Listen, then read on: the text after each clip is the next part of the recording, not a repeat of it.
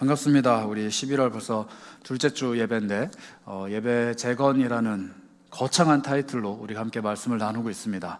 오늘은 우리가 예배에 대해서 조금 이야기를 나눠보려고 합니다. 여러분들 혹시 필코노미라는 단어 들어보신 적 있나요? 필코노미 좀 낯선 단어이긴 한데 요즘 이제 마케팅을 하는 사람들 또 경제학자들이 주목하고 있는 단어라고 합니다. 필코노미가 뭐냐면 말 그대로 느낌, 감정이고요. 뒤에는 코노미 하면 보통 이코노미를 이야기하죠. 사람들이 자기 감정에 따라서 경제 활동을 한다는 거예요. 조금 더 쉽게 설명드리면 기분 내키는 대로 내 기분을 전환하기 위해 혹은 내 기분이 이러이러하니까 주머니에서 돈을 꺼낸다는 겁니다. 내 기분이 우울하기 때문에 마라탕을 먹어야 되고, 내 기분이 아주 좋기 때문에 이걸 사야 되고, 또 내 기분이 아주 구리니까 그 비용 있잖아요. 그 비용으로 이렇게 막 하는 이 모든 활동이 그냥 유행이 아니라 사회적이고 경제적인 현상이라는 거예요. 그거를 필코노미라고 합니다. 내 기분에 따라서 내 경제 활동이 좌우되는 것.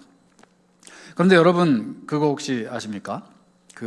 사람들이 시대적으로 돈을 어떻게 대하는지를 자세히 보면 사람들이 하나님을 어떻게 대하는지 그 시대의 풍토가 보인답니다. 왜냐하면 돈이라는 것은 동서고금 막론하고 사람에게 가장 큰 우상이잖아요. 내 마음과 내 삶을 좌우할 수 있는 가장 큰 힘이 돈에 있다 보니까 그 시대, 그 문화, 그 시대를 살아가는 사람들이 돈을 이렇게 대하는 풍토가 있다더라 하면 그 시대, 그 문화를 살아가는 사람들이 하나님을 그렇게 대하는 경향들이 있다라는 겁니다. 그래서 우리 그리스도인들이 시대가 돈을 대하는 태도를 자기도 모르게 쫓아가다 보면 그 시대가 돈을 대하듯 우리도 하나님을 대한다는 거예요. 그래서 아까 말씀드렸던 이 필코노미 현상을 우리 신앙에 대입을 해보면 내 기분에 따라서 하나님을 대하는 태도가 좌우되는 현상이 우리 안에 있을 수도 있다라는 거죠. 내 기분에 따라서 예배를 드릴 때도 있고, 내 기분이 예배를 드리지 못할 상태가 될 수도 있고, 내 기분을 전환하기 위해서 특별한 예배를 찾는 경우도 있고, 또 예배 한 번으로 인해서 내 기분이 좌우가 되는 경우들도 있고, 내 기분, 내 필에 따라서 예배가 내가 하나님을 향한 나의 시선이 좌우되는 현상이, 즉 필코노미의 현상이 우리 신앙에도 들어올 수 있다는 겁니다. 한번 되짚어 볼까요? 여러분들의 예배는, 그리고 저의 예배는 좀 어떤가요? 정말로 내 기분의 높고 낮음에 상관없이 내가 지금 처해 있는 감정적인 혹은 상황적인 여건에 전혀 상관없이 나의 예배는 늘 하나님께 한결같은가? 나의 예배는 늘 하나님 앞에서 뜨겁고 하나님만 바라고 하나님을 원하고 하나님께서 나에게 친밀하게 말씀하시는 그 예배인가? 아니면 내 상황, 내 기분, 내 여건, 내가 가지고 있는 그 어떠함에 따라서 예배가 좌우되고 있는가? 내 기분에 따라서 예배가 좋았다가 나빴다가, 내 기분에 따라서 예배를 선택했다가 포기했다가, 내 상황에 따라서 오늘은 예배를 할 수 있겠다, 없겠다 라는 스스로의 판단이 예배의 가미가 된다면, 하나님을 마주하는 내 감정이 하나님 앞에서 하나님보다 감정이 우선순위에 있게 된다면 우리의 예배는 한 번쯤은 하나님 앞에서의 진전성을 돌아보아야만 한다라는 겁니다. 그런 의미에서 예배 재건, 예배를 처음부터 다시 한번 되짚어 보자 라는 이 말씀을 나누고자 제가 여러분들이랑 어떤 말씀을 나눌까 좀 고민하다가 문득 그런 생각이 들었어요. 성경에 제일 처음 예배라는 단어가 등장하는 장면을 한번 살펴보는 것도 의미가 있겠다. 성경에 제일 처음. 그래서 찾은 구절이 오늘 우리가 함께 읽은 창세기 22장 5절 말씀입니다. 창세기 22장 5절은 예배라는 단어가 처음으로 성경에 등장하는 장면이에요. 물론 그 이전에는 가인과 아벨이라는 사람이 하나님께 제사를 드리기도 했고, 또 사람들이 신을 경배하는 수많은 이야기들이 등장하지만 성경에 예배라는 단어로 우리 하나님께 예배한다라는 표현으로 처음 등장하는 게 이 창세기 22장 5절이라는 겁니다. 이 창세기 22장 5절은 아브라함이 종들에게 이렇게 얘기를 해요. 너희가 나귀와 함께 여기서 기다려라. 내가 이 아들을 데리고 가서 하나님께 예배하고 돌아오겠다라고 이야기를 하는 장면입니다. 그런데 이 장면은 배경을 좀 보면서 이해를 해야 됩니다. 창세기 22장 1절과 2절입니다. 그때 그 일 후에 하나님이 아브라함을 시험하시려고 그를 부르시되 아브라함아 하시니 그가 이르되 내가 여기 있나이다. 여호와께서 이르시되 내 아들 내 사랑하는 독자 이삭을 데리고 모리아 땅으로 가서 내가 내게 일러준 한 산 거기서 그를 번제로 드리라 라는 말씀을 하나님이 하십니다. 쉽게 말씀드리면 하나님이 아들을 죽여서 태워서 제사를 나에게 드려라 라는 비이성적이고 비합리적이고 말도 안 되는 명령을 아브라함에게 지금 하신 거예요. 그리고 아브라함은 그 이야기를 듣고 그 다음날 일어나서 종들과 아들과 나귀와 이것들을 데리고 갑니다. 그리고 어느 정도 가다가 종들한테 오늘 제가 여러분과 함께 읽은 이 창세기 22장 5절 말씀을 한 거예요. 여기서 기다려라. 내가 이 아이를 데리고 가서 얘를 죽여서 잘라서 불로 활활 태워서 하나님 앞에 제사로 드리고 올 거다 라는 말을 예배하고 오겠다라는 단어로 표현을 한 겁니다. 아이러니하죠. 하나님이 말도 안 되는 명령을 하신 것도 사실은 우리가 이해하기 어려운데, 좀처럼 어려운데, 이 이해 안 되는 명령 앞에서 아브라함이 순종을 하는 것도 더더군다나 이해가 안 되는데, 그 순종을 하는 아브라함이 자기가 지금 결심한 내 하나밖에 없는 아들을 죽여서 이 아이를 통해서 하나님께 제사를 드리겠다라는 이 표현을 예배라고 표현을 하는 거예요. 그리고 그 예배가 성경에 기록된 첫 번째 예배라는 사실이 우리를 꽤나 불편하게 합니다. 그런데 이 예배가 정말 뭐길래 한 사람의 생명이 걸려 있는 건가? 아버지가 아들을 죽이는 말도 안 되는 일이, 또 그것을 요구하는 말도 안 되는 신이 있다라는 게 우리에게 어째서 예배인가를 좀 살펴볼 필요가 있습니다.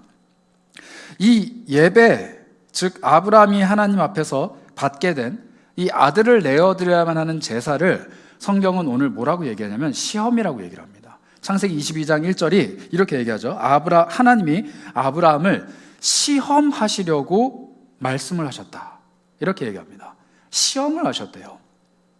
여러분, 아브라함의 예배가 예배될 수 있었던 첫 번째 이유는 그 예배 이전에 시험이라는 게 있었던 겁니다. 시험.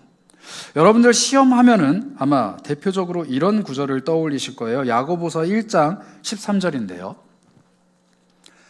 사람이 시험을 받을 때 내가 하나님께 시험 받는다 하지 말지니 하나님은 악에게 시험 받지도 아니하시고 친히 아무도 시험하지 아니하시느니라. 하나님이 시험을 안 하신다고 하는데? 라는 생각을 할 수도 있습니다. 하나님이 말도 안 되는 유혹을 우리에게 던져줘 놓고 내가 널 시험해 볼 거야. 하나님이 말도 안 되는 일을 우리에게 이야기하시면서 너 나 믿는지 안 믿는지 내가 시험할 거야 라고 이야기를 하시는 건가? 라는 생각이 들 수 있죠. 시험의 출제자는 두 가지 종류가 있습니다. 두 종류가 있다는 거예요. 하나는 아까 우리 야고보서에서 읽었던 악입니다. 악한 나의 본성, 악한 사탄, 악한 죄의 유혹이 나를 시험에 빠뜨리는 경우가 있어요. 우리 야고보서에서 읽었던 내용이 그 내용입니다. 사람이 시험을 받을 때 자기의 악한 본성 혹은 사탄 혹은 유혹, 죄 이런 것들이 자기를 시험하는데 그 시험을 받으면서 내가 하나님 앞에 시험받고 있다라고 이야기하지 말라는 거예요. 하나님은 우리를 악의 구렁텅이로 몰아가는 시험을 하시지 않는다라는 이야기입니다. 즉 악으로부터 오는 시험, 내 육체의 정욕, 나의 욕심, 내 속에 있는 죄성, 나를 걸어 넘어뜨리는 원수, 마귀, 사탄 이런 존재가 나를 유혹할 때 다가오는 이 시험은 하나님으로부터 오는 시험이 아니라 나 스스로 혹은 내 안에 있는 죄 혹은 사탄으로부터 오는 것이지 하나님이 하시는 시험은 아니다라는 겁니다. 그러면 아브라함을 시험했던 그 하나님의 시험은 어떤 시험이냐? 고린도전서 10장 13절이 이렇게 얘기합니다. 고린도전서 10장 13절입니다. 사람이 감당할 시험밖에는 너희가 당한 것이 없나니 오직 하나님은 미쁘사 너희가 감당하지 못할 시험 당함을 허락하지 아니하시고 시험 당할 즈음에 또한 피할 길을 내사 너희로 능히 감당하게 하시느니라. 하나님이 베풀어 주시는 시험은 우리의 악으로부터 오는 시험과 좀 결이 다릅니다. 일단 이 악으로부터 오는 시험은 나를 어디로 몰고 가느냐? 악으로부터 왔기 때문에 나를 끌고 들어가서 악한 길로 나를 몰고 가요. 그래서 어떠한 일들이 벌어졌을 때, 나에게 어떠한 유혹이 찾아왔을 때, 나에게 어떠한 선택의 기로가 놓였을 때 내가 이것을 악에 의한 시험으로 받아들이고 그것을 대하게 되면 결과물이 어떤 결과물이 나타나느냐? 내 삶에 악의 찌꺼기가 남게 되는 거예요. 그 시험이 나를 걸어 넘어뜨렸을 때 내 손끝에 죄악이 남게 되고, 그 시험이 나를 걸어 넘어뜨렸을 때 내 마음속에 죄악의 찌꺼기가 남게 되면은 이것은 악으로부터 온 시험이라는 겁니다. 그러나 하나님으로부터 온 시험은 우리에게 어떠한 결과물을 가져오게 되느냐? 하나님이 우리에게 감당할 만한 시험을 베풀어 주시고, 또 하나는 하나님이 피할 길을 내주시기 때문에 그 피할 길을 따라 가다 보면은 문제의 출제자, 시험의 출제자이신 하나님이 원하시는 하나님의 길, 하나님의 해답에 이르게 된다는 거예요. 그러니 하나님께서 베풀어 주시는 시험을 마주한 사람은 어떠한 결과물을 얻게 되느냐? 영적인 성장을 얻게 됩니다. 하나님이 베풀어 주시는 시험을 마주한 사람은 어떠한 결과를 얻게 되느냐? 예상치도 못한 하나님의 길을 발견하게 됩니다. 하나님이 베풀어 주시는 시험 앞에 놓인 사람들은 어떠한 결과물을 얻게 되느냐? 하나님을 발견하는 은혜를 얻게 된다는 거예요. 그래서 악한 시험이 다가왔을 때 내 마음속에는 어떠한 일이 벌어지느냐? 하나님을 불신하는 불신앙이 싹트게 됩니다. 문제가 생겼을 때 하나님, 이게 정말 하나님으로부터 온 시험입니까? 아니면 내 욕심입니까? 라고 분별할 수 있는 가장 좋은 방법은 뭐냐면, 이 문제를 맞닥뜨렸을 때, 이 문제가 내 앞에 놓였을 때, 이 시험이 나를 엄습할 때 하나님을 불신하는 마음, 말씀이 아닌 다른 어떤 것을 의지하려는 마음, 그리고 내가 길을 찾아서 해결해내고자 하는 욕심들이 내 마음속에서 물씬 올라온다면 멈추셔야 돼요. 그런데 하나님께서 주시는 마음들이 나를 평안하게 만들고, 이 문제의 해답이 되어주시는 하나님을 신뢰하게 되고, 하나님이 보여주실 길이 반드시 있다라는 안심이 내 마음속에 찾아온다면 여러분, 그 시험을 하나님으로부터 오는 시험이라고 받아들이셔도 좋습니다. 담대하게 이겨낼 수 있는 힘을 우리에게 주신다라는 거예요. 그래서 사실 이 시험이라는 것은 한 끗발 차이인 것 같아요. 좀 표현이 너무 저속한가요? 동전의 앞뒷면 같아요. 뭔가 굴러오는데 이게 동전의 앞면이냐 뒷면이냐, 하나님으로부터 온 시험이냐 내 욕심이냐 구별해내는 방법, 여러 가지 방법이 있겠습니다만, 하나님이 이 모든 과정이 지나가고 난 후에 내 삶에 반드시 무언가를 하신다라는 확신을 가지고 그 시험을 마주하고 대하고 피할 길을 발견해내기 위해서 애를 쓰고 하나님과 함께 고군분투하면 그것은 하나님이 베풀어 주신 시험이 될 거예요. 그러나 그것이 아니라 하나님과는 전혀 상관없이 나의 힘, 나의 능력, 나의 욕심, 나의 원함으로 이 시험을 마주하게 되면 그것은 그저 시험 덩어리가 될 수밖에 없습니다. 요나의 이야기를 살펴보면 잘 알 수 있잖아요. 요나에게 하나님의 말씀이 임했을 때 그는 자기 욕심으로 그것을 대했어요. 그래서 결국엔 어떻게 됩니까? 바다에 던져지게 되는 운명을 맞이하게 되죠. 그런데 하나님께서 그를 기적적으로 구출해내셔서 그가 원래 있어야 되는 자리에 돌려보내시죠.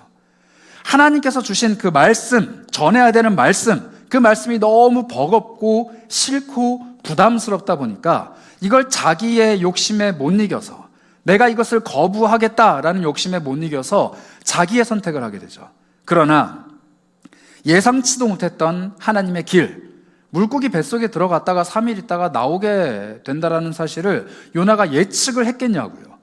하나님이 알지 못하는 길을 그에게 보여주시고 그가 해야만 하는 일들로 그를 데려다 놓으시고 자기가 생각지도 못했던 결과물을 마주하게 되게 하시는 게 바로 하나님의 시험이자 하나님의 피할 길이라는 겁니다. 그래서 말씀으로 좀 돌아와 보면 아마 아브라함은 이 하나님의 시험 앞에서 마음으로 반응했던 것 같아요. 이게 내 아들을 죽이느냐 마느냐의 문제가 아니라 하나님께서 지금 나에게 시험을 하시는구나, 하나님께서 지금 나에게 시험을 베푸시는구나 라는 마음이 있었던 것 같습니다. 그래서 그 시험 앞에 하나님께 순종하기로 답을 스스로 내린 거죠. 그리고 나서 반응을 합니다. 그런데 이 반응을 할 때 창세기 22장 2절을 보시면 이 반응을 하게끔 만드신 하나님의 간곡한 마음이 숨어 있습니다.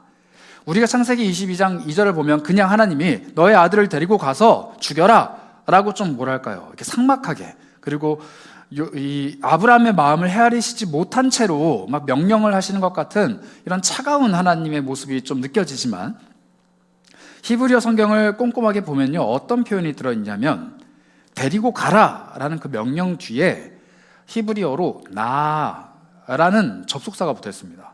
발음이 그냥 나예요. 나가 붙어 있는데, 이 나가 어떤 표현이냐면 제발 부탁한다 라는 표현이에요. 한국어 성경에는 공교롭게도 이게 번역이 안 되어 있어요. 그런데 이 나가 어떤 표현이냐면 정말 내가 간곡히 부탁하는데 너의 사랑하는 너의 독자 아들 이삭을 데리고 가서 나에게 번제로 바쳐라 라고 하나님이 말씀하셨습니다.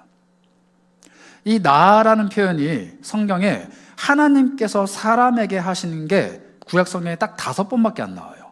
굉장히 드문 표현입니다.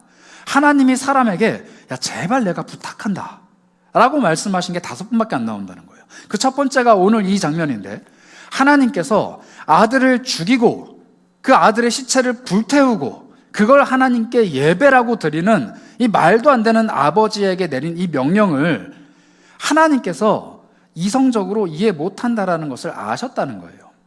말도 안 된다라는 것을 하나님이 아셨다는 거예요. 그런데 하나님이 너 이해 안 되는 거 나도 알아, 말도 안 된다는 거 나도 알아, 너무 잔혹하고 끔찍하고 이거는 정말 하나님이 원치 않는 거라는 걸 네가 생각한다는 거 나도 알아. 그런데 제발 이번 한 번만 내 이야기를 듣고 내 말대로 해봐. 부탁할게. 너의 아들을 나에게 바쳐봐. 이런 말씀을 하신 겁니다. 이 하나님의 간곡한 마음이 아브라함에게 들어가니까 아브라함이 밑도 끝도 없이 아무 말도 없이 그냥 순종하게 된 거예요. 아브라함은 되묻지도 않습니다. 내가 왜요? 왜 이 아들을 원하십니까? 묻지 않아요. 그냥 그 다음날 아침에 일찍 일어나서 종들을 불러 모으고 아들을 불러 모으고 갑니다. 가서 그 아들을 죽이려고 하죠. 실제로 죽이려고 합니다. 이 모든 반응을 히브리서 11장 17절은 이렇게 이야기합니다. 아브라함은 시험 받을 때 믿음으로 이삭을 드렸으니 그는 약속들을 받은 자로 돼 그 외아들을 드렸느니라. 시험을 받을 때, 즉 하나님께서 시험하실 때 아브라함의 반응을 뭐라고 표현하냐면 믿음이라고 표현합니다. 하나님의 그 간곡한 부탁을 듣고 아무 말도 없이 순종할 수 있는 힘이 믿음이라는 거예요. 우리는 한번 질문을 해봐야 됩니다. 나에게 믿음이 있는가? 내가 죽고 나면 내 영혼이 천국에 들어간다 라는 것을 확실히 도장 쾅 찍어준 그 믿음 말고, 오늘을 살아가는 나에게 그 어떤 시험이 다가올지라도, 그 어떤 어려움이 다가올지라도, 때때로 정말 이해가 안 되는 하나님의 명령이 내 삶에 다가올지라도 그 이면에 있는 하나님의 마음, 나에게 그것을 허락하시고 베풀어 주시는 하나님의 그 간곡한 마음, 그리고 그 모든 시험 앞에 피할 길을 내주실 것이고, 그 길을 쫓아가다 보면은 시험을 뛰어넘는 게 목적이 아니라 그 시험 끝에 있는 하나님을 발견해내도록 나를 인도해 가시는 그 하나님을 믿는 믿음이 나에게 있는가라는 겁니다. 여러분, 시험이 2가지가 있다 그랬잖아요. 악으로부터 오는 시험이 있고 하나님으로부터 오는 시험이 있다고 말씀드렸는데, 악으로부터 오는 시험은 랜덤하게 발생합니다. 그냥 시도 때도 없이 나타나요. 내 죄가 스물스물 끓어오를 때 유혹이 발생하고, 내가 좀 잘 지낸다 싶을 때 사탄이 나의 다리를 걸어채고 그냥 아무 때나 시도 때도 없이 막 발생합니다. 그래서 표현이 좀 그렇지만 그리스도인이라면 개나 소나 이 시험에 다 걸려요. 그냥 여러분들 집에서 살다가도 이 시험에 걸립니다. 그런데 2번째 시험, 하나님께로부터 오는 시험은 믿음이 없는 사람에게는 절대 오지 않아요. 하나님 앞에서 그 시험을 잘 이겨낼 수 있는 믿음의 준비가 되어 있는 사람에게 그 시험이 온단 말입니다. 그래서 여러분들의 삶 속에 내가 그런 시험을 받은 적이 있는가? 한번 되짚어 봤을 때 할 말이 없잖아요.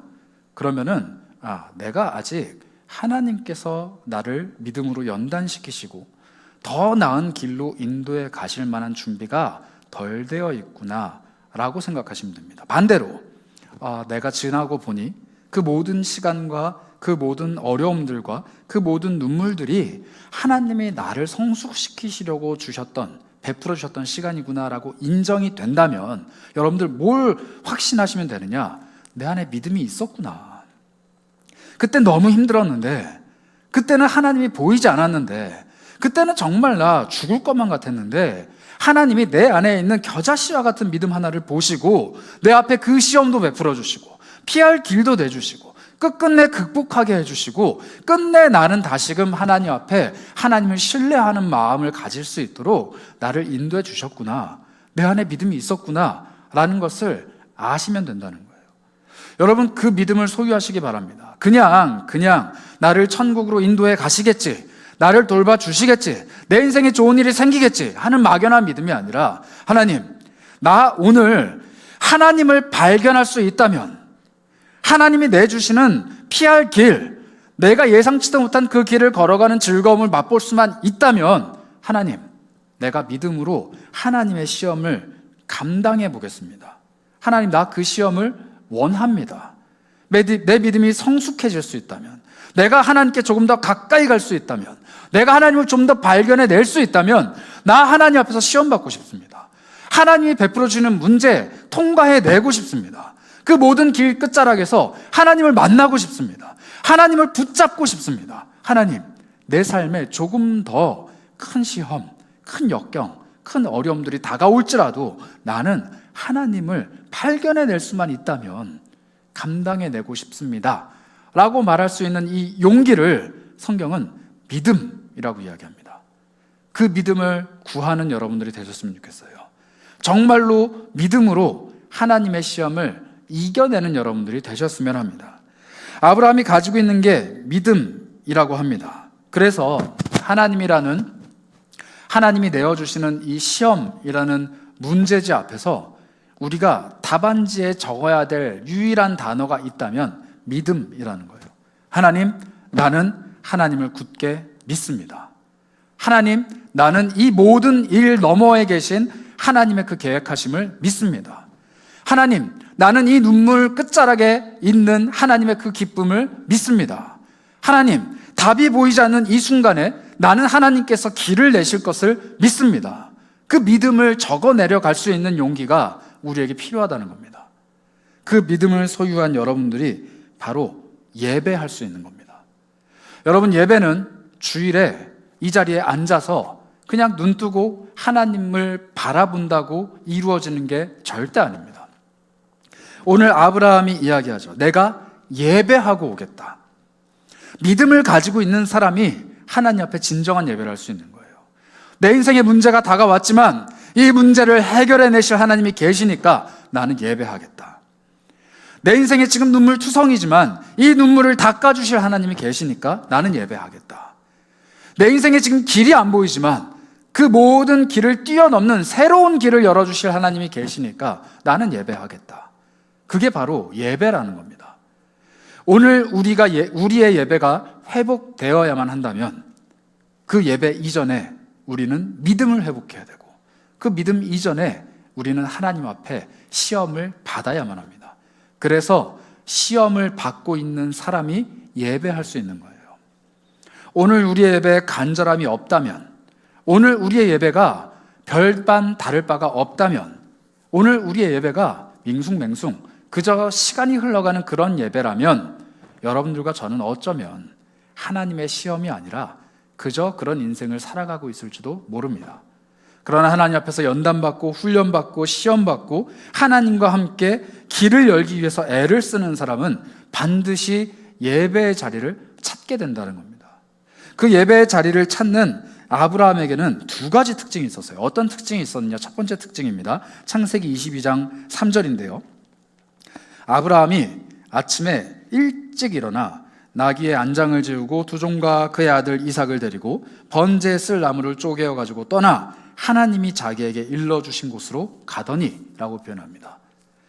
아브라함 행동 중에 우리가 주목해야 되는 것은 일찍 일어났다는 표현이에요. 일찍 일어났다는 표현은 뭐냐면 평상시에 자기가 일어나던 시간보다 더 일찍 일어났다는 거예요. 주일이 혹은 예배하는 날이 여러분들의 평상시에 기상시간보다 더 일찍 일어나는 시간입니까? 단순히 일어나는 시간을 물어보는 건 아닙니다. 단순히 일어나는 기상시간을 여쭤보는 건 아니에요. 내가 회사를 갈 때, 학교를 갈 때, 남자친구, 여자친구를 만나러 갈 때, 좋은 약속, 좋은 시간을 보내러 갈 때 갖는 기대감, 마음, 자세 이런 것들보다 하나님을 만나러 예배하러 가는 그 발걸음이 훨씬 더 일찍이 일어나는 자세로 마주하고 있냐는 겁니다. 중요한 약속을 갈 때보다 하나님께 예배하는 그 자리가 더 중요합니다. 기대되는 어떤 만남의 자리보다 하나님을 예배하는 게 더 기대가 됩니다. 나에게 돈을 가져다 주는 직장 생활을 하러 가는 그 무거운 발걸음보다 나에게 은혜를 베풀어 주시는 하나님께 다가가는 그 예배의 자리가 더 귀하고 소중하다라는 겁니다. 내 삶의 수많은 출발점들을 한번 보고 예배를 향한 발걸음의 출발점을 비교해 보세요. 아브라함이 갖고 있었던 그 태도를 내가 가지고 있는가? 아침에 일찍이 일어나서 하나님을 향해 발걸음을 옮기는 그 예배자의 태도를 가지고 있는가라는 겁니다. 이 아침 일찍이라는 표현은 사실 여기 처음 등장하는 게 아닙니다. 창세기 21장 14절을 보시면 아브라함이 한 번 더 이런 모습을 예전에 보여줬거든요. 아브라함이 아침에 일찍이 일어나 떡과 물 한 가죽 부대를 가져다가 하갈의 어깨에 메워주고 그 아이를 데리고 가게 하니 하갈이 나가서 브엘세바 광야에서 방황하더니 라는 구절이 있습니다. 이 구절은 뭐냐면요, 아브라함이 하나님이 죽이라 라고 말씀하셨던 이삭이라는 아들 전에 첩이죠. 오늘날에는 그런 게 없지만 하갈이라는 첩을 통해서 이스마엘이라는 아들을 낳았어요. 자기 본 처에게서 아들을 못 낳다 보니까 내가 첩을 통해서라도 아들을 낳아야겠다 하고 자기가 낳은 아들입니다. 근데 이 이스마엘이 좀 컸어요. 크고 나서 어느 날 이 이스마엘이 이 이삭이 태어나고 나서 얼마 안 됐는데 막 놀리는 거예요. 그걸 사라라는 본처가 봤습니다. 그래서 이게 돌아요. 그래가지고 이제 남편인 아브라함한테 막 얘기를 하는 겁니다. 얘네들을 내쫓아라.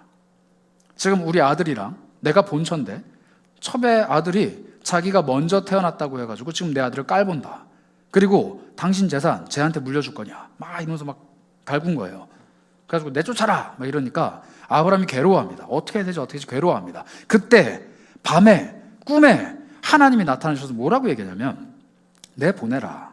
그런데 내가 이 아이를 돌볼 거다. 내가 이 아이를 통해서 한 민족을 이룰 거다. 라는 약속을 주십니다.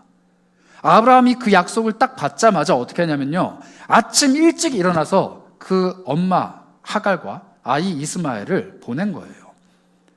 하나님의 약속의 말씀을 들으니까 하나님이 확실히 일하신다는 확신을 마음에 얻게 되니까 그가 보였던 행동이 뭐라고요? 아침 일찍 일어났다는 거예요. 그리고 나서 얼마 뒤에 하나님이 하나밖에 남지 않은 이 아들을 죽이라고 말씀하시니까 머리로는 이해가 안 돼요. 말도 안 되는 일이 벌어졌어요. 그런데 나에게 말씀하셨던 그 하나님 앞에서 반응했던 그대로 반응하는 거예요. 나에게 예전에 은혜를 베푸셨던 하나님, 내 인생의 고민을 해결해 주셨던 하나님, 나의 삶을 인도하셨던 하나님, 내가 내 욕심대로 낳은 첫째 아들이지만 이 아들마저도 긍휼히 여기시고 돌보셨던 그 하나님이 나에게 오늘 말도 안 되는 말씀을 하셨지만 그 하나님의 말씀하신 거라면 나는 반응한다. 나는 일찍이 일어나서 반응한다. 나는 하나님 앞에 예배한다. 이게 바로 아브라함의 반응이었다는 겁니다. 여러분, 하나님께 받았던 은혜가 있다면, 하나님이 여러분들의 삶 가운데 역사하셨던 경험이 있다면, 하나님이 여러분들의 마음을 만져주시고 여러분들을 위로하셨고 여러분들에게 힘을 북돋아 주셨고 여러분들의 인생을 변화시켜 주셨던 경험이 있다면 어떠한 순간에서든지 하나님 앞에서 한결같이 반응해야 됩니다. 그게 우리의 예배라는 거예요. 예배는 내 기분에 따라 좌우될 수 없는 겁니다. 예배는 내 컨디션에 따라 좌우될 수 없는 거예요. 예배는 내가 가능하면 드리고 가능하지 않으면 포기하는 그런 가치가 아니라는 겁니다. 주일 잘 지키라는 얘기가 아니에요. 이 예배는 삶의 예배도 포함되어 있습니다. 매일매일 드려지는 내 삶이 내 기분에 따라 좌우될 수 없다는 거예요. 오늘은 기분이 좋으니까 사람들 앞에서 그리스도인처럼 살고, 오늘은 내 기분이 엉망진창이니까 사람들 앞에서 망나니처럼 살고, 이런 거 없다는 거예요. 오늘은 내 컨디션이 좋으니까 하나님의 자녀처럼 살고, 오늘은 내 컨디션이 엉망이니까 그냥 되는 대로 살고, 이런 거 없다는 거예요. 여러분, 그래서 우리가 삶의 예배를 잘 지켜나가기 위해서 지켜야 되는 게 뭡니까? 내 기분, 내 컨디션, 내 상황이라는 거예요. 이런 것들이 내 삶을 좌우하지 않도록, 이런 것들이 나의 예배를 좌우하지 않도록 내 삶의 예배를 잘 가꾸고 주일에 내 예배를 잘 만져가기 위해서 내 모든 삶들을 가다듬는 것이 바로 우리에게 필요한 자세라는 겁니다. 언제 어디서나 무슨 일이 있든지 하나님께 한결같이 예배하겠다. 이게 진정한 예배자가 갖는 삶의 태도라는 겁니다. 그렇다면 아브라함이 가지고 있는 이 믿음의 예배, 두 번째 특징이 뭘까요? 창세기 22장 12절을 한번 보겠습니다. 사자가 이르시되 그 아이에게 내 손을 대지 말라, 그에게 아무 일도 하지 말라. 내가 내 아들 내 족자까지도 내게 아끼지 아니하였으니 내가 이제야 내가 하나님을 경외하는 줄 아노라, 이렇게 말씀하셨습니다. 아브라함이 그냥 액션을 깐 게 아니에요. 진짜 아들을 죽이려고 묻고 눕히고 칼을 들고 찌르려고 합니다. 그때 하나님이 뭐라고 말씀하시냐면 아브라함아 아브라함아 두 번 부르세요. 하나님이 사람의 이름을 두 번 부르셨다는 건요, 굉장히 다급하신 겁니다. 아브라함아 아브라함아 말씀하신 후에 이 말씀을 한 겁니다. 아무 일도 하지 마라, 손대지 마라, 아무것도 하지 마라. 내가 이 일을 했기 때문에 너가 하나님을 경외하는 것을 내가 이제야 알겠다, 이렇게 말씀하십니다. 여러분, 이 일을 했기 때문에 하나님이 아브라함의 마음을 이제야 알겠다라는 표현이 얼마나 모순입니까? 하나님은 사람의 겉모습이 아니라 중심을 보신다면서요. 하나님은 겉모습뿐인 제사보다 마음의 중심, 그 마음을 더 원하신다면서요. 그러면 아브라함이 하나님을 경외하는 줄 알았으면 이런 극악무도한 일을 왜 요구하십니까? 하나님은 중심을 보시지만 행위도 요구하십니다. 하나님은 예배하고자 하는 우리의 마음을 중심을 보십니다. 그러나 예배하는 우리의 행위도 보신다라는 거예요. 하나님은 여러분들이 하나님을 사랑하는 거 아십니다. 그러나 사랑하는 자가 살아가는 삶의 방식을 보신다는 거예요. 예수님을 3번 부인했던 베드로가 있습니다. 예수님이 다시 나타나시죠. 그리고 그에게 묻습니다. 너 나를 사랑하니? 베드로가 말하죠. 내가 예수님을 사랑하는 걸 예수님이 더 잘 아십니다. 내 마음의 중심을 당신이 아시잖아요 라는 답변입니다. 근데 예수님이 뭐라고 말씀하시냐면 알지가 아니라 내 양을 먹여라, 액션해라, 행동해라 라고 말씀하세요. 3번 다 그렇게 반응하십니다. 너의 마음이 어떻니? 사랑합니다. 그러면 먹여라, 쳐라, 먹여라, 해라, 움직여라, 가라 라고 말씀하시는 거예요. 나 예수님을 사랑하고 하나님을 사랑한다고 아무리 외쳐도 내 삶이 예배자로서의 삶을 살지 않는다면, 내가 아무리 하나님을 경외한다라고 외쳐도 내가 정말로 내 아들 독자 이삭을 아끼지 않고 하나님께 내어드리는 삶을 보여주지 않는다면 하나님은 반쪽짜리라고 말씀하신다는 거예요. 하나님이 인정하시는 완전한 예배자로서의 삶은 행동이 요구됩니다. 그게 어떠한 행동이냐? 아들 독자 이삭을 아끼지 않고 내어드리는 행동입니다. 여러분, 아끼지 않는다라는 표현은 뭔가요? 아깝다라는 거죠. 사람의 생명이 아깝죠. 돈이 아깝습니다. 시간도 아까워요. 내 주머니에 있는 것 아깝죠. 내 삶도 아깝습니다. 그러나 아끼지 않고 하나님께 내어드리는 행동이 예배라는 거예요. 여러분들은 오늘 여기에서 예배하기 위해서 여러분들의 아까운 무엇을 내어놓았습니까? 시간입니까? 재물입니까? 사람들과의 관계입니까? 내 삶입니까? 무엇입니까? 오늘 하나님 앞에 가지고 나온 그것이 무엇이냐는 거예요. 누군가는 예배 자리로 나아오는 것이 너무나도 타성에 젖어서 시간조차 아깝지 않은 사람이 있습니다. 주일 이맘때 되면 그냥 예배 가는 거고, 나는 어차피 그 시간에 별다른 거 하지 않고 평생 예배 드려 왔으니까 그냥 가는 거고, 그냥 오는 거고, 할 일 있으면 그 뒤에 하면 되는 거고, 아깝지 않은 시간을 그냥 내어드리는 사람이 있어요. 누군가는 타성에 젖어서 헌금을 하는 사람도 있습니다. 나는 매주 헌금했으니까, 나는 엄마한테 용돈 받을 시절부터 매달 11조 했으니까, 월급 받으면 11조 해야지 당연히, 원래 때로는 거니까. 타성에 젖어서 하나님께 내어드리는 재물조차 아깝지 않은 사람이 있어요. 나는 늘 봉사해 왔으니까, 나는 늘 섬겨 왔으니까, 나는 늘 하나님께 이것을 드려 왔으니까 내가 하는 모든 신앙의 활동들이 아깝지 않은 사람들이 있습니다. 그런 사람이 우리 청년들이 아니길 바라요. 하나님 앞에 아깝지만 내어드리는 마음이 있으시길 바랍니다. 이 황금 같은 주일 오후 시간을 하나님을 향해서 내어드리는 게 아까울 정도로 여러분들의 삶을 열심히 살아가세요. 그리고 이 시간마저 정말 아깝지만 아끼지 않고 내어드립니다 라고 고백할 수 있어야 됩니다. 하나님 앞에 내어드리는 예물, 그 헌금이 너무 아깝지만 아끼지 않고 주님 나라와 주님 하실 일을 위해서 내가 내어드립니다 라는 헌신이 있어야 된다는 거죠. 여러분들 교회에 나오는 게 너무 소진되고 힘들지만 하나님 앞에 내가 가지고 있는 모든 열정과 내 모든 젊음과 내 모든 것들을 아낌없이 내어드리는 내 마음의 표현입니다 라고 예배를 드리셔야만 한다는 거예요. 여러분들은 정말로 아낌없이 내어드리고 있습니까? 아니면 아깝지도 않은 예배를 참석하고 있습니까? 이 질문이 오늘 우리에게 아브라함이 던지는 질문입니다. 예배를 정말 기대하는 마음으로 아침 일찍 일어나는 예배를 정말 갈망하는 마음으로 아낌없이 내어드리는 그 한 사람을 하나님께서 찾으신다는 거예요. 그것이 성경은 무엇이라고 얘기하느냐? 영과 진리로 예배하는 예배자, 그 한 사람을 하나님께서 오늘도 찾아다니신다라고 이야기합니다. 예수님 당시에 이스라엘 백성 전체가 매주 하나님께 예배드렸습니다.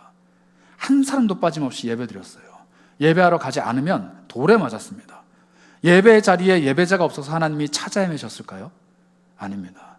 하나님 앞에 아끼지 않는 사람, 하나님의 예배를 갈망하는 그 사람을 하나님이 이리저리 찾아다니신다는 겁니다. 오늘은 주일입니다. 또 얼마나 많은 사람들이 하나님 앞에 예배를 할까요? 또 얼마나 많은 시간들이 이 예배의 처소에서 흘러갈까요? 또 얼마나 많은 헌금들이 예배당에 쌓일까요? 그런데 하나님이 기뻐하시는, 아낌없이 내어드리는 그 손길을 하나님이 찾으신다라는 거예요.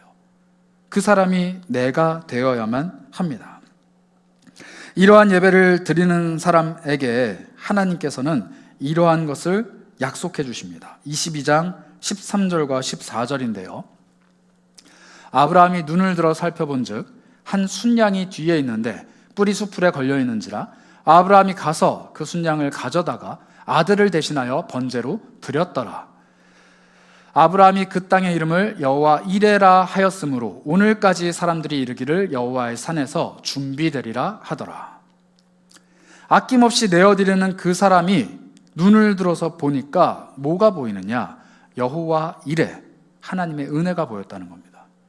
하나님이 예비하신 은혜가 보였다는 거예요.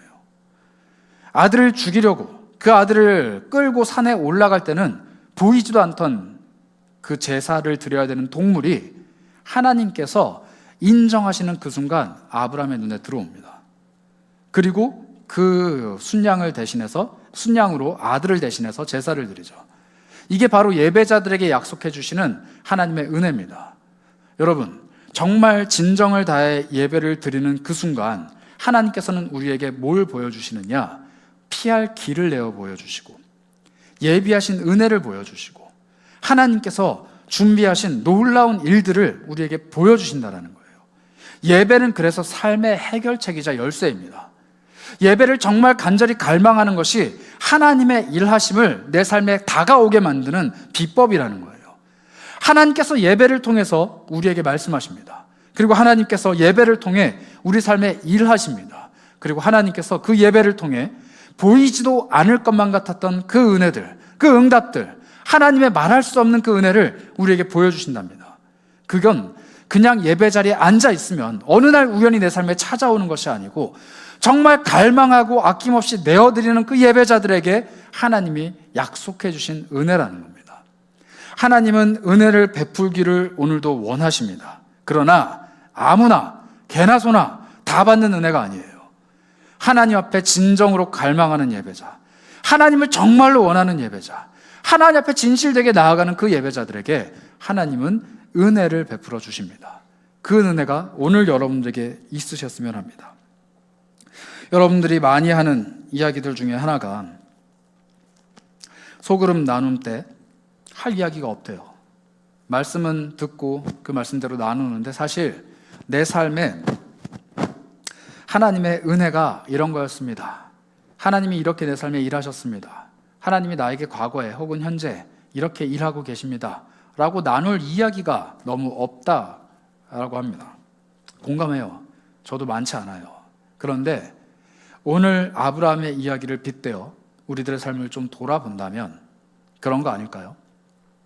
한 주 동안 정말로 내 삶을 하나님의 말씀 앞에 반응하는 예배로 꾸려가기 위해서 내 기분에 좌우되는 삶이 아니라 내 상황에 좌우되는 삶이 아니라 내가 처한 환경 때문에 이리저리 흩날리는 삶이 아니라 하나님 앞에 예배하는 삶이 되기 위해서 몸부림치고 그 예배하는 사람들에게 하나님이 말씀해 주시는 세밀한 음성에 귀를 기울이고 하나님께 아낌없이 내 삶을 내어드리고 내 모든 것들을 맡겨드리는 사람에게 하나님이 응답하시고 그 은혜를 베풀어 주신다라면 오늘 이 예배 자리로 나아오는 저와 여러분은 지난 한 주의 삶을 어떻게 살았는지 한번 돌아봐야 한다는 거죠. 정말 내 삶을 예배로 올려드렸는데도 불구하고 하나님이 무응답으로 일관하셨는가? 정말 내 모든 것을 하나님께 걸고 하나님 앞에서 기도하며 하나님을 간절히 찾으며 내 삶을 월화수목금토 살아왔는데 오늘 이 예배 자리로 나오는 그 순간 하나님이 나에게 무응답으로 아무런 반응도 없는 하나님의 무반응으로 내 삶을 일관하셨기에 내가 할 말이 없는 건가? 아니면 내 삶조차 하나님 앞에 내어드리지 않았고 내가 정말 하나님께 아무런 기대감도 없었고 내가 하나님의 말씀 앞에 귀를 기울이지도 않았고 그냥 시간이 되었고 그냥 예배의 순서가 찾아왔으니 내 삶에 예배가 그냥 들어온 것인가 돌아봐야 한다는 거죠. 오늘 소그룹 나눔 시간에는 여러분들의 삶에 더 풍성한 이야기가 있기를 소망합니다. 한 주 동안 여러분들의 삶을 지켜오신 하나님의 이야기, 한 주 동안 여러분들의 삶을 붙들고 계신 하나님의 이야기, 그리고 오늘 이 예배를 통해 여러분들의 삶에 말씀하시는 하나님의 그 이야기가 여러분들의 입술을 통해서 고백되었으면 해요. 아브라함의 이야기가 곧 우리의 이야기입니다. 하나님의 베푸시는 그 시험을 하나님 앞에서 믿음으로 반응해내며 자신이 처한 이 시험의 상황을 예배라고 표현해낼 수 있는 그 아브라함의 믿음이 여러분들에게 있기를 소망합니다. 그리고 아브라함이 가졌던 두 가지 자세, 예배를 정말 갈망해서 아침 일찍 일어나 예배로 반응하는 그 사람의 자세, 그리고 하나님께서 그 예배하는 모든 이들에게 베풀어 주실 은혜를 기대하면서 아낌없이 내 모든 것들을 내어드리는, 아까운 것을 내어드리는 그 자세, 그게 오늘 여러분들에게 있기를 바라요. 그리고 그 모든 예배자들에게 약속해 주시는 하나님의 은혜, 그 예비된 은혜가 여러분들에게 발견되는 삶이길 축복합니다. 오늘 그 말씀을 기억하며 함께 기도했으면 합니다. 하나님, 성경에 나오는 첫 예배가 말도 안 되는 상황 앞에서 말도 안 되는 믿음을 가진 한 사람이 하나님께 말도 안 되는 반응으로 올려드린 예배라고 합니다. 하나님, 오늘 나의 예배가 그런 예배 되기 원합니다. 하나님, 오늘 나의 예배가 그런 예배 되기 원합니다. 내가 처한 상황, 내가 처한 기분, 내가 갖고 있는 여러 가지 문제들이 내 예배를 좌우하는 것이 아니라 그것들 때문에 내가 예배하겠다라고 말할 수 있는 믿음이 있기 원합니다. 내가 처해 있는 문제 때문에 내가 오늘도 예배한다. 내가 마주한 현실 때문에 내가 오늘도 예배한다. 나에게 주신 이 눈물 때문에 내가 오늘도 예배한다. 나는 하나님 앞에서 늘 예배로 반응한다 라고 고백할 수 있는 믿음이 내 안에 있기를 원합니다. 하나님, 오늘 예배가 아무 의미 없는 예배로 또 흘러가지 않게 하시고 하나님 앞에 믿음으로 반응하는 예배 되게 하여 주옵소서. 우리 이런 마음으로 잠시 하나님 앞에 기도하며 나아가도록 하겠습니다. 기도하겠습니다. 하나님, 붙들어 주시길 소망합니다. 은혜 베풀어 주시길 소망합니다. 하나님, 성령 하나님 함께하여 주셔서 말씀 앞에 반응하는, 찬양하며 기도하며 하나님 앞에 반응하는 자들로 우리를 이렇게 세워주시면서 하나님의 말씀이 우리에게 살아있는 생명의 말씀 되기 원합니다. 그 말씀 앞에 귀를 기울이게 하시고 그 말씀이 우리 심령을 두드리게 하여 주셔서 정말로 살아계신 하나님이 이 시간 가운데 함께 하시고 예배하게 하시고 우리의 마음을 인도하여 주시고 이끌고 가주시고 하나님의 놀라우신 은혜 안에 머물 수 있는 모든 은총을 누리게 하여 주시옵소서. 성령님, 이 시간 함께 하여 주시고 우리의 마음을 두드려 주시고 하나님 앞에 예배로 반응하는 사람들 되게 하여 주시고 그 예배가 나의 삶의 문제를 해결하는 것이 목적이 아니라 예수 그리스도께서 내신 그 피할 길을 발견하게 하시고 하나님께서 그 끝자락에 계신다는 것을 발견하게 하셔서 하나님을 아는 놀라운 은혜와 지혜가 우리 가운데 넘쳐나게, 그 하나님을 아는 지식이 우리 가운데 넘쳐나게, 그것으로 인해서 기뻐하는 그 마음들이 넘쳐나게 우리를 인도하여 주옵소서. 하나님, 예배하기를 소망합니다. 삶의 여러 가지 문제와 내가 마주하고 있는 현실과 내 감정과 내 상황이 예배를 좌우하지 않게 하시고 하나님 앞에서 내가 예배로 나의 믿음을 결단하며 내 삶을 내어드릴 수 있는 진정한 예배자가 되기 원합니다. 예배를 갈망하게 하시고 예배에 최선을 다하게 하시고 그 예배가 나의 삶을 변화시키시고 하나님께서 베풀어 주시는 피할 길, 하나님께서 베풀어 주시는 예비하신 은혜를 맛보는 놀라운 은혜의 시간이 될 수 있도록 우리의 예배 가운데 함께하여 주시고 우리의 기도에 응답하여 주시옵소서. 찬양하며 주를 예배합니다. 기도하며 주님께 가까이 다가갑니다. 주님, 이 시간 함께하여 주시고 성령님의 은혜가 각 사람의 심령에 차고 넘쳐서 하나님 앞에 호흡하며 하나님과 동행하는, 또 하나님을 기뻐하고 갈망하는 시간 되게 하여 주옵소서. 감사드립니다. 우리 주 예수 그리스도의 이름으로 기도합니다. 아멘. 함께 찬양하며 나아가겠습니다.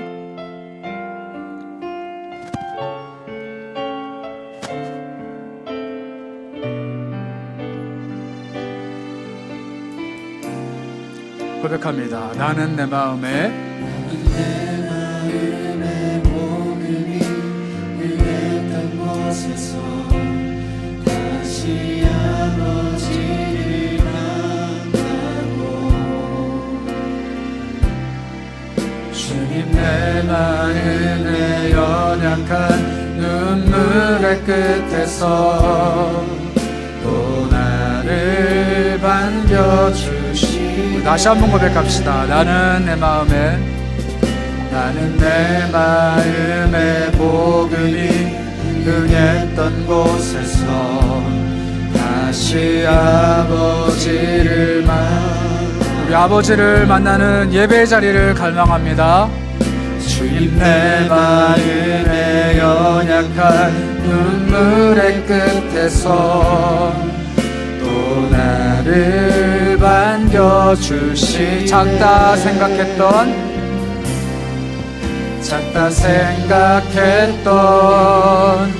그의 부르심 다시 나를 회복해 하시네. 다시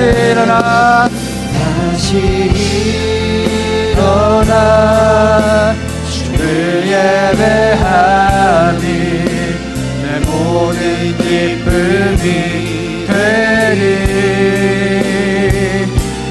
그의 기쁨대로 삶의 모든 순간을 주께 다 내어드리. 다시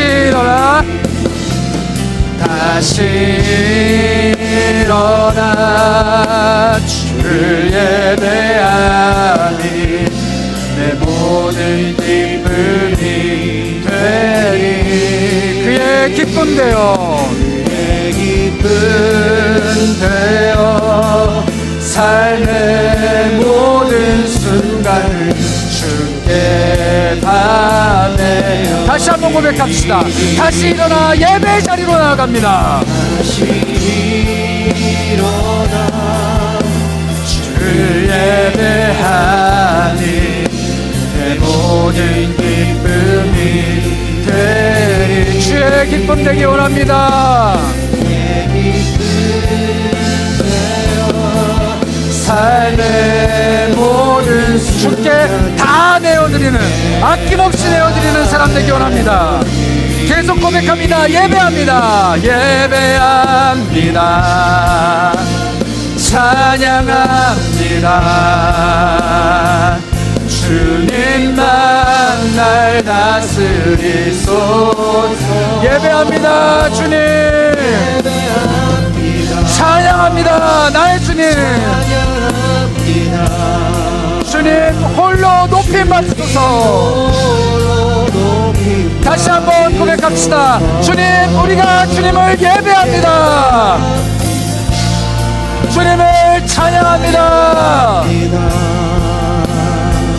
주님만 날 다스리소서. 주님을 예배합니다. 찬양합니다. 주님 홀로 높임 받으소서. 이 시간 우리 함께 기도하며 나아가겠습니다. 여러분들의 상황이, 또 여러분들의 기분이, 여러분들의 형편이, 여러분들이 처한 현실이 여러분들의 예배를 좌우하지 않았으면 합니다. 이 시간 하나님 앞에 고백하며 기도하며 결단하며 나아갑시다. 하나님, 내 인생이 이런 모양, 이런 모습, 이런 상황, 이런 꼬라지에 처해 있을지라도 나는 언제나 주님을 향해서 예배합니다. 내 삶이 어떠함과 상관없이 나는 주님을 예배합니다. 나는 늘 주님을 예배하겠습니다. 내가 늘 변함없이 한결같은 예배자로 설 수 있도록 나에게 예배할 수 있는 믿음을 베풀어 주옵소서. 내 삶에 이해할 수 없는 현실이 다가온다 할지라도, 내 삶에 주님이 베푸시는 시험이 나를 괴롭게 한다 할지라도 피할 길을 내시고 예비하신 은혜를 베풀어 주실 그 주님을 기대하며 예배하는 내가 되기 원합니다. 하나님, 나의 예배를 기억하여 주시고 나의 믿음을 어여삐 보아주사 주님을 예배하는 자리에 내가 늘 한결같이 서 있을 수 있도록 나를 진정한 예배자로 다시 한번 세워주시옵소서. 우리 이런 마음으로 한결같이 하나님 앞에 기도하도록 하겠습니다. 기도합니다. 주님, 나는 예배자로 삽니다. 나는 늘 하나님 앞에 예배자로 삽니다. 나는 늘 하나님 앞에 예배자로 서겠습니다. 주님, 내 삶이 어떠하든지, 내 마음이 어떠하든지, 내 상황과 내 형편과 내 환경이 어떠하든지 나는 주님께 예배로 반응하겠습니다. 내가 죄악의 구렁텅이 가운데 쓰러져 있을지라도 나는 다시금 일어나 예배하겠습니다. 내가 낙심 가운데 머물러 있다 할지라도 나는 다시 일어나 주님을 예배하겠습니다. 내가 시험 가운데 처해서 괴로움과 곤고한 한숨을 내뱉고 있을지라도 나는 주님을 예배하겠습니다. 나는 주님을 예배하는 그 자리를 지키겠습니다. 나는 언제나 주님을 예배하겠습니다. 고백하는 우리 청년들 되게 하여 주옵소서. 주님, 예배할 수 있는 믿음을 베풀어 주시고 날마다 큰 믿음을 소유하며 피할 길을 내시고 예비하신 은혜를 베풀어 주시는 그 하나님을 경배하며 걸어갈 수 있는 예배자가 되게 하여 주옵소서. 날마다 삶의 예배에 실패하지 않게 하시고 주님께 아낌없이 내어드리는 그 예배자, 주님을 기대하며 갈망하는 그 예배자, 나의 예배가 주님 앞에 머무른다는 그 예배에 확신이 있을 수 있도록 주님 이들을 지키시고 보호하시고 돌봐 주시옵소서.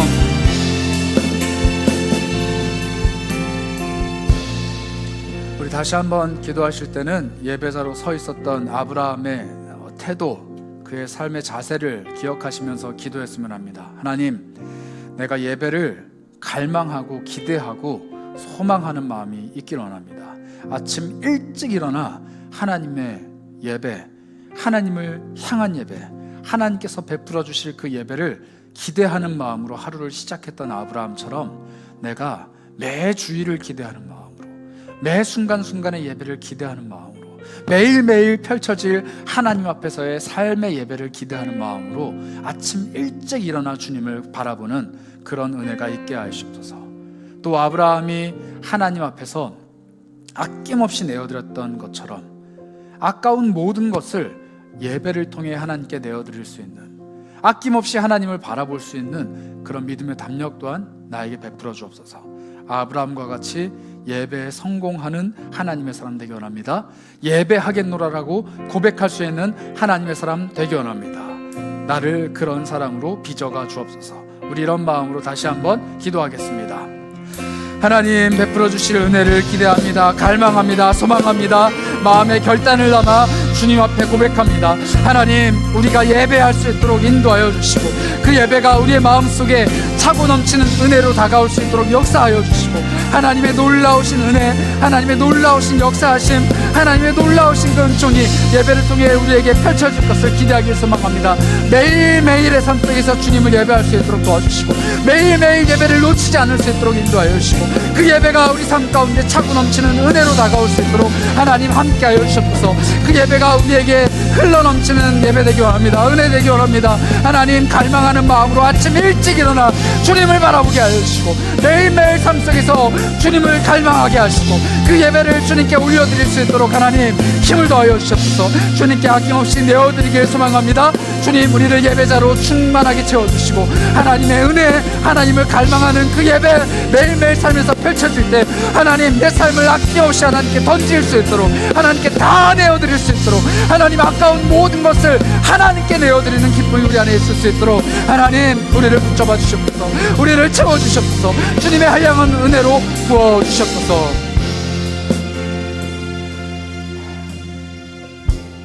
하나님, 우리를 예배자로 빚어가시길 소망합니다. 흘러가는 예배, 무의미한 예배, 때가 되었으니 반복되는 그런 예배들로 하나님을 실망시켜드리는 실패한 예배자가 되지 않게 하시고, 매일매일 하나님을 기대하고 갈망하는 마음으로 아침 일찍 눈을 뜰 때부터 주님을 바라보고 하루를 마무리하는 그 순간까지 주 앞에서 예배자의 마음, 예배자의 믿음을 잃지 않는 삶의 예배자가 되기 원합니다. 또 우리 주일의 예배가 그런 예배 되기 원합니다.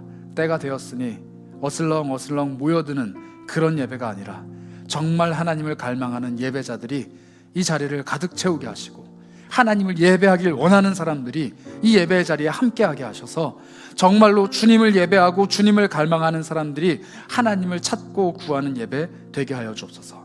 주님이 말씀하시는 예배 되게 하시고, 주님이 응답하시는 예배 되게 하시고, 주님께서 시험에 든 모든 사람들에게 피할 길을 내셔서 영적인 성장을 일구어 가시는 예배 되게 하시고, 주님께서 모든 삶의 어려움들을 극복해 낼 수 있는 믿음의 담력을 베풀어 주시는 그런 은혜 넘치는 예배 되게 하여 주시옵소서. 모든 예배자들에게 약속해 주실 그 은혜를 오늘도 우리가 갈망합니다. 하나님 앞에서 예배자로 올곧게 설 때 예비하신 은혜, 준비하신 응답을 우리 삶에 펼쳐 보여주시리라 확신합니다. 여러 가지 문제와 고민들과 눈물들과 어려움들을 가지고 주 앞에 나아왔을지라도 주 앞에서 해답을 얻게 하시고, 주님께서 인도해 가실 삶의 즐거움을 맛보게 하시고, 주님께서 인도해 가시는 기쁨을 삶에서 경험토록 하나님께서 함께 해주시길 소망합니다. 우리 삶이 정말로 진정한 예배자로 하나님 앞에 바로 서게 되길 간절히 바라오며 우리 주 예수 그리스도의 이름으로 기도합니다. 아멘.